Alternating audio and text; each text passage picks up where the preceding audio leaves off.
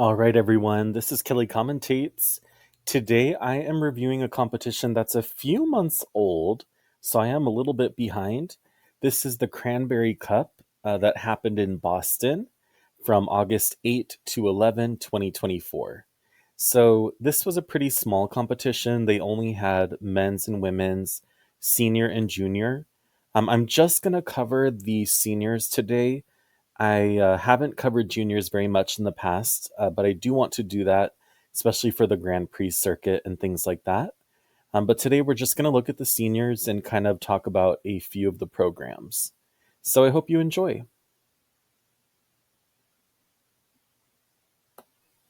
We'll go ahead and start with the ladies.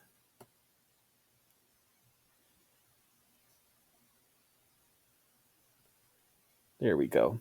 So in first place, we have Sarah Everhart with a total score of 196.42.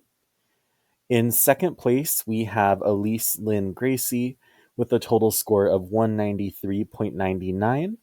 And in third place, winning the bronze medal, our dear Isabeau Levito with a total score of 193.81.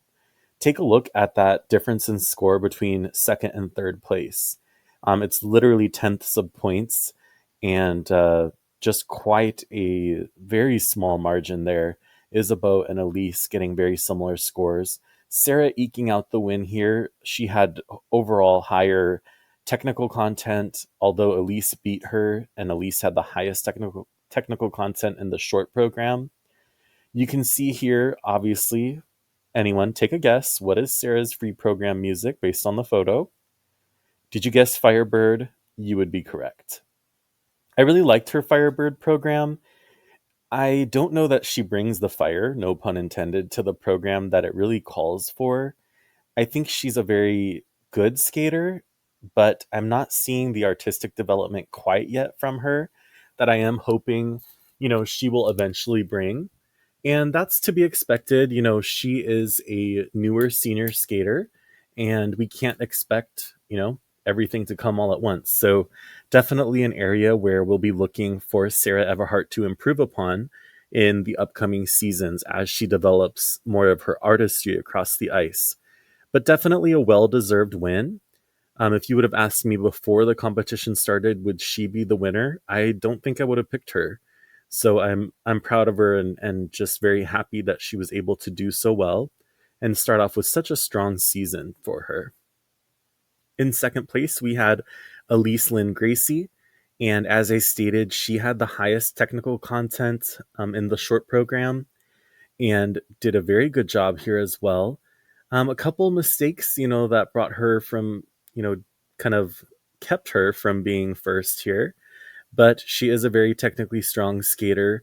Again, she's led by Tammy Gamble, very popular, very famous coach who has a lot of political might and power. So definitely, expect more good things from her. And this is before she absolutely slaughtered this score and got, I think, 213, so 20 points higher at the upcoming, I think she won the Lombardia trophy, I believe. It may have been Nablehorn. I get them mixed up. But definitely she caused caused quite a stir winning that competition as well. And in third place with the highest PCS, so program component score across both tiers of the competition, short program and long program, is Isabeau Levito. I absolutely love her short program. I love the breakfast at Tiffany's. I love the dress. I think the way the cutouts just cut across are so sleek. I think it's recognizable. Like right away, you know what she's skating to. I think it was fun for her. It seemed like a program that she really liked skating to. At least, that's the perception that I had of it. So it was really unique and exciting to see her there. Her free program was really interesting. It was, I forget the music, but she had on a beautiful green dress, very mossy, forest like, with beautiful, like, jewels basically lining the top and kind of cascading down. It was just a really beautiful dress. So I think very successful outing for Isabeau. I think in the past she's had some kind of, I think she's really good at having interesting programs But some of them are not always a hit. Like she had a snake charmer program, wasn't really my thing. I found the costume a little dull, and she did end up changing it before Worlds and ended up getting second place. So I think she has like a good heading or like a good knowledge of what works for her in her programs, and I really appreciate that about her. Let's watch an instant replay from our winner. This is her short program. She has kind of a an Irish type Celtic song, triple toe, triple toe, and then a really nice job on her step sequence. I believe it was a level 3 step sequence. Let's take one more look at this triple toe, triple toe. Big, explosive jump. And good job on the step sequence as well. So very nice to see from her. Here are the final top 10 skaters. So from South Korea in fourth place, just missing the podium was Asun Yoon, doing a very nice job having season best scores for both parts of the competition. In fifth place, not getting quite as high of a score as we know she can, from the US Star Andrews, total score of 164.89. She can definitely do higher than this. Her short program score was decent, like okay, as was her long program. But I think just overall, we're looking for her to rack up some more points. And she's certainly a capable skater. Also, not having the strongest programs here was Madeline Skizis. She had a really beautiful dress. I believe it was the long program. It was like a deep red hue, almost a cranberry color, no pun intended. But I think she just kind of struggled here, not doing very well in the short program, 49.84, doing a little better in the long program, 105.68, but really, just not hitting the stride, not hitting the mark that we know that she can. In seventh place, one of my favorite skaters from the past few years, Sonia Hilmer. She has such interesting programs usually. She used to do a triple sow, double sow, so on different legs basically, like taking off on different legs, which is very interesting. And doing a decent job here, 151.43. In eighth place, also from the US, we have Claire Saw. I really liked her short program dress. It was kind of like a cha-cha-cha vibe. I'll be showing you that dress during the fashion review part of the episode. In ninth place from the US, Ren Warren Jacobson. And in 10th place from Czech, Aliska Brezinova. All right, let's go ahead and move on to the men. In first place, we have Lucas Brassard from the US with 269.53. Very nice score here, getting first place. He had a beautiful long program and short program as well. This is his costume from the short program here in the photo. The only thing I didn't like about the costume is that it did blend into the ice just a little bit. I think the white shirt, it's a nice touch, but again, it just tends to blend in just a little too much. In second place from France, we have Luc Economide with also a nice score of 257.55. And then from the US, we have our very own Jimmy Ma, the legend, the moment. He has a score of 242.79. Let's go ahead and take a look at our winner here. He does a beautiful quadruple toe, triple toe with his arms aloft. Love his outfit, love the music. A thing of beauty, ladies and gentlemen. And then here's a part of his step program. Really getting down into the ice, very expressive.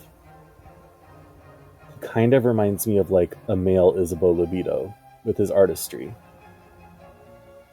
And I like it too because he's a man skater, obviously he's a man, but he really like plays into the artistry. He's not afraid to go there, and I really like that about him. Let's take another look here at this quadruple toe, triple toe.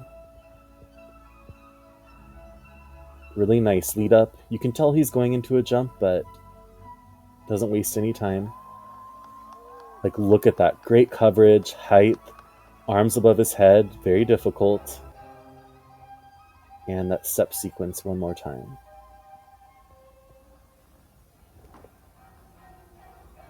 Such an interesting skater.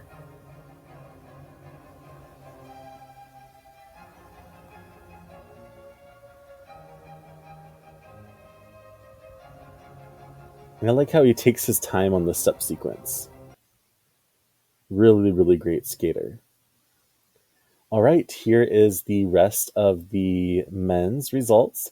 In fourth place from the US, Camden Pulkkinen with the score of 226.97. Also from the US, Andrew Torgashev in fifth place with 224.94. Roman Sadovsky from Canada in sixth place. In seventh place, Hyungyum Kim from South Korea. In eighth place, Yaroslav Panio from the US. In ninth place, Michael G from the US. Liam Kapakis from the US in 10th place. And in 11th place, Tomoki Hiwatashi, also from the US. It is time for Fashion Watch. These are some of my favorite costumes from this competition. We'll start left to right. So on the far left, you have Elise Lynn Gracie with her long program dress. I really love the color. I love the sparkles. I love the design. It's just a really good vehicle for her program. Right next to her in the red, we have Asun Yoon from South Korea. What I really like about her dress is obviously that deep red color. It's so pretty, but also it has interesting. I like how the hem on the sleeves and the dress are kind of jagged, and then that beautiful gold. I just think it really fits together really nice. The kind of belt, the gold in the middle forms almost like a belt, really drawing the waist in. It's just a very nice look. Right next to her, we have Isabel Levito in her long program dress. This is one of my favorite costumes so far of the season. I just love that green. It's very like forest, kind of like fairy, nymph, that type of vibe. I love the pink flowers on there as well. Right next to her, we have Claire Saw from the US. This is her short program costume. Now, hear me out. I know the bottom kind of looks like a sea anemone, but so much fun movement. Like, I just feel like this costume is so fun. And then look at the smile on her face. I really love this program for her. It wasn't very strong technically. I know that she's done harder tech content in the past, but I just felt like she loved the program. I felt like the dress totally fits kind of that cha-cha-cha tango type vibe. And I really love the purple and pinks on the corset part of it. It's just a really nice costume. I think she had fun doing it, and I think that's what added to it.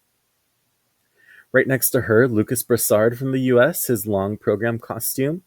I love the detailing. I love the flowiness, but I like how it's not the entire costume. I feel like it's just enough where it adds visual interest during the skating, but it doesn't detract from the skating. And on the very far right, Camden Pulkkinen. Now, technically, it's kind of a boring costume, but what I like that he does. So on the next page, we're going to see a lot of black, a lot of just all black clothing, and I think it's nice, but it's not interesting. And this is a sport that has an artistic quality to it, so I want to see the artistry. So I think what's successful about Camden's outfit is that long V-neck in the front. At least it's interesting, at least it's giving blouse, but I mean, at least it's different than the typical just all black, like turtleneck type look. So I do like it.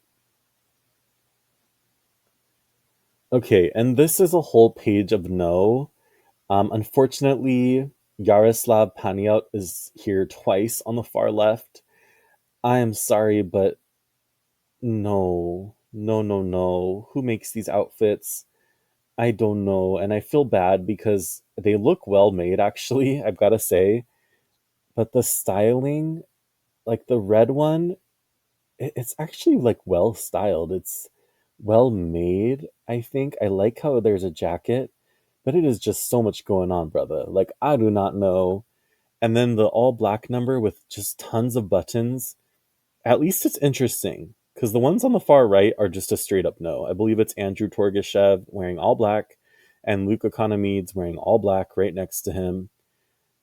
It's just a no. It's a no. It looks like if you're looking like you're warming up, and I don't even know if you're warming up or not because of your outfit, that's a no. Like this is figure skating. So at least Yaroslav Panio, keeps it interesting. I will say that.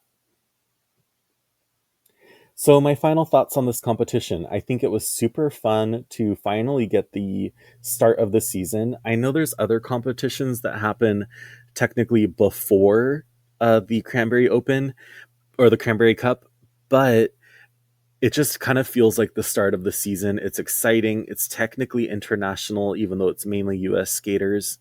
And so it is fun to kind of see, where people's programs are at, where the packaging is at.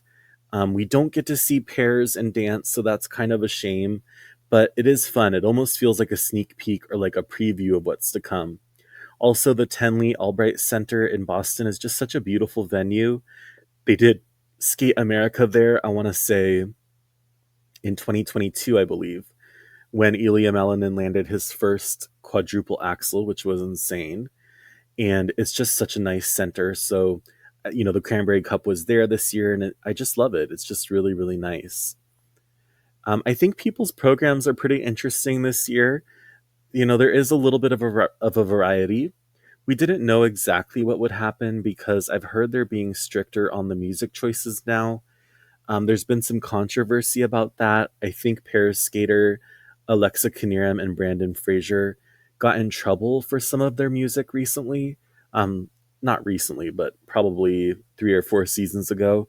And because of that, I know USFS is just being more careful in the ISU with what types of music the skaters are allowed to pick.